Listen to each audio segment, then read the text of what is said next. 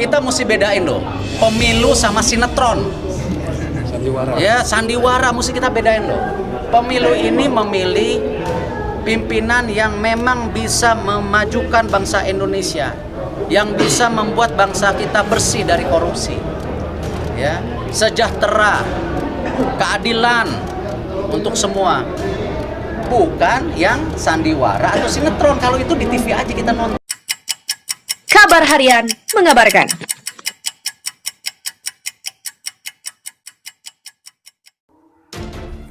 MA batalkan peraturan KPU.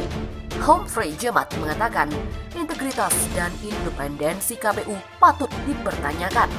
Pembatalan pasal 3 ayat 7 Peraturan Komisi Pemilihan Umum atau KPU nomor 5 tahun 2019 tentang penetapan pasangan calon terpilih, penetapan perolehan kursi, dan penetapan calon terpilih dalam pemilihan umum memicu pertanyaan besar di kalangan masyarakat.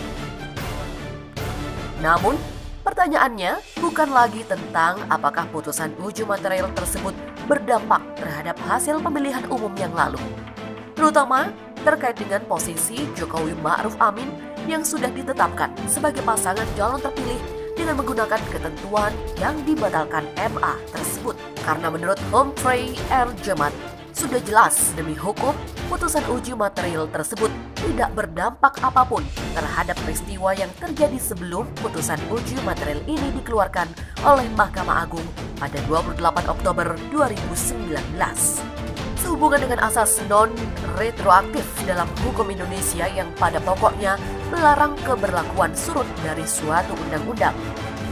Namun, yang perlu dikaji serta dipertanyakan adalah mengapa Komisi Pemilihan Umum atau KPU Republik Indonesia selaku lembaga negara yang memiliki peranan begitu penting dalam ruang lingkup nasional dapat membuat suatu aturan yang jelas-jelas atau setidaknya berpotensi untuk bertentangan dengan peraturan-peraturan di atasnya.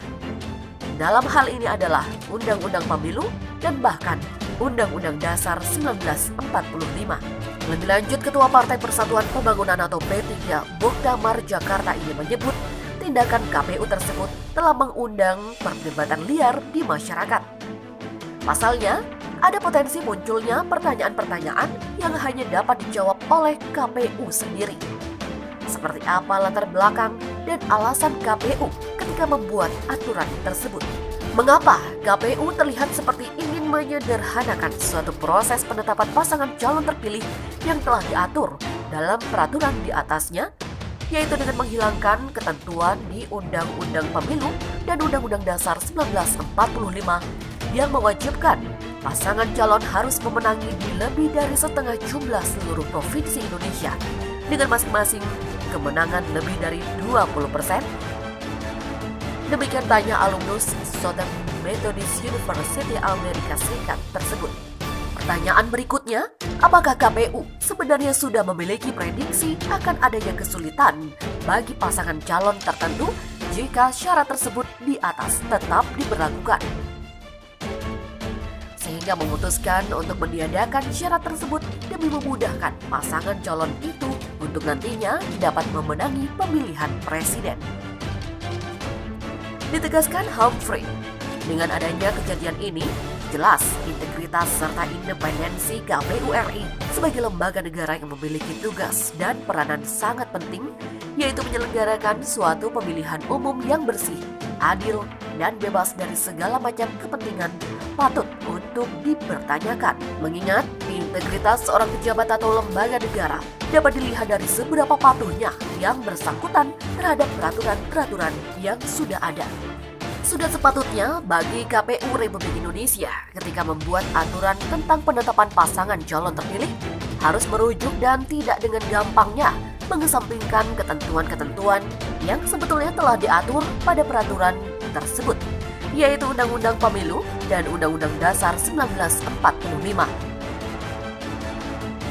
Demikian kata politikus yang juga seorang advokat ini. Alhasil, kejadian dibatalkannya suatu aturan KPU oleh Mahkamah Agung ditambahkan pengurus Japan Indonesia Lawyer Association ini telah menjadi tamparan keras dan pelajaran bagi KPU untuk segera memperbaiki kinerjanya. khususnya untuk menjadi suatu lembaga negara yang benar-benar profesional, bersih, dan bebas dari segala macam kepentingan. Tentunya hal tersebut akan menimbulkan suatu kekacauan yang cukup besar. Mengingat hal ini dapat berdampak pada keabsahan Jokowi Ma'ruf Amin sebagai Presiden dan Wakil Presiden Republik Indonesia. Dengan kata lain, tanggung jawab yang dipertaruhkan oleh KPU sesungguhnya adalah sangat besar dan penting karena menyangkut mengenai kepemimpinan nasional serta kepentingan ratusan juta warga negara Indonesia. Pembahasan rancangan undang-undang haluan ideologi Pancasila atau RUU HIP masih mendapat porsi perhatian dari publik.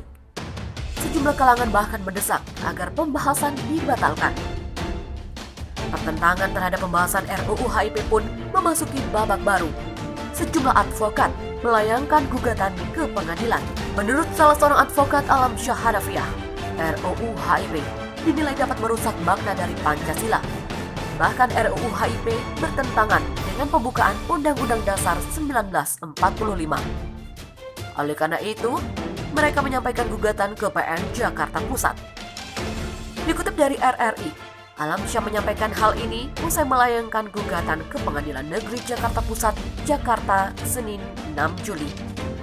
Gugatan ini merupakan bentuk tanggung jawab moral anak bangsa yang menginginkan Pancasila tetap utuh sebagai ideologi negara.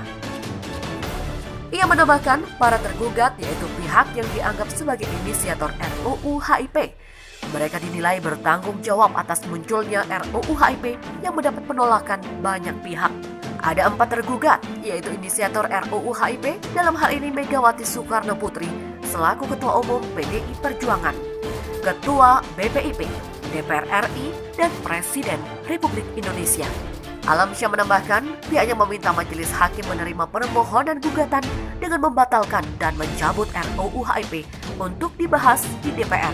Alam Syah optimis gugatan RUU HIP ke pengadilan akan diterima oleh majelis hakim. Presiden Joko Widodo dan pimpinan Majelis Permusyawaratan Rakyat Republik Indonesia (MPR RI) membicarakan rancangan undang-undang haluan ideologi Pancasila atau RUU HIP saat bertemu di Istana Kepresidenan Bogor. Demikian kata Ketua MPR Bambang Susatyo di Istana Kepresidenan Bogor, Rabu. Dalam pertemuan itu, Presiden Joko Widodo didampingi Menteri Koordinator Politik, Hukum dan Keamanan atau Menko Polhukam Mahfud MD, Menteri Sekretaris Negara Pratikno, dan Sekretaris Kabinet Pramono Anung. Pada 16 Juni 2020, Mahfud MD telah mengatakan pemerintah tidak mengirimkan surat presiden atau surpres kepada DPR sebagai tanda persetujuan pembahasan legislasi terhadap RUU HIP. DPR adalah pihak yang mengajukan RUU HIP tersebut. Pihaknya menanyakan posisi pemerintah dan secara tegas Presiden menyampaikan bahwa sampai saat ini pemerintah masih melakukan kajian berdasarkan masukan-masukan masyarakat dan meminta Menko Polhukam untuk melaksanakan hal itu. Penekanan Presiden Jokowi dalam kajian tersebut ketika bicara soal ideologi berarti bicara tentang bagaimana menjaga Pancasila sampai kapanpun. Pancasila dalam pelaksanaan, sosialisasi, membumikan pembinaannya. Tidak cukup kalau hanya diberi payung peraturan presiden. Ia bahkan menyampaikan sangat riskan kalau lembaga yang memiliki tugas untuk melakukan pembinaan Pancasila hanya berpayung perpres. Artinya, Presiden Jokowi ingin Badan Pembinaan Ideologi Pancasila atau BPIP memiliki payung hukum undang-undang. Bambang mengatakan, sejalan yang disampaikan oleh PBNU. Karena ini adalah sepenuhnya domain dari pemerintah dan DPR, maka MPR tidak masuk ke wilayah itu. Tetapi, pihaknya hanya mendengar masukan aspirasi masyarakat yang tadi Presiden juga menyampaikan hal yang sama. Meski MPR tidak ikut dalam pembahasan rancangan undang-undang, namun MPR, menurut Bambang, tetap memberikan penjelasan kepada rakyat. Karena tugas MPR seharusnya menjadi mesin pendingin yang mendinginkan situasi, menjaga situasi politik tetap kondusif di tengah situasi yang tidak normal ini. Pihaknya sepakat untuk mengawal rakyat, mengawal pemerintahan yang membela sepenuhnya kepentingan rakyat, keselamatan rakyat sampai kapanpun. RUU HIP adalah RUU yang diusulkan oleh DPR dan ditetapkan dalam program legislasi nasional atau Prolegnas RUU Prioritas tahun 2020. Latar belakang RUU HIP karena saat ini belum ada undang-undang sebagai landasan hukum yang mengatur mengenai haluan ideologi Pancasila untuk menjadi pedoman bagi kehidupan berbangsa dan bernegara.